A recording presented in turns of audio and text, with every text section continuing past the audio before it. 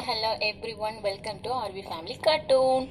இந்த cartoon character பர்டிகுலராக எனக்கு ரொம்ப பிடிச்சிருக்கு.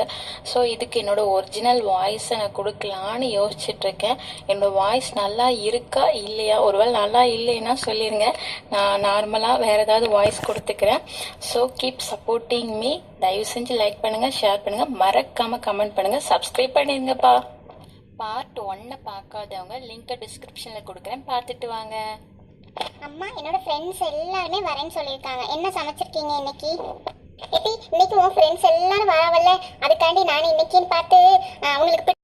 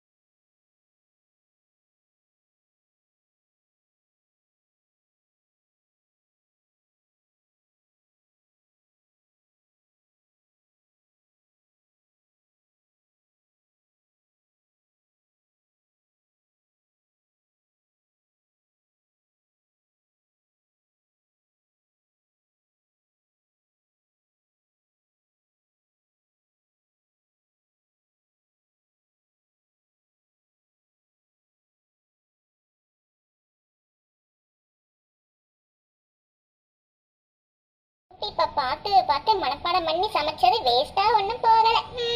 பரவாயில்ல, நல்லா தான் இருக்குன்றிருக்காங்க. இதையே மெயின்டைன் பண்ணிக்கலாம்.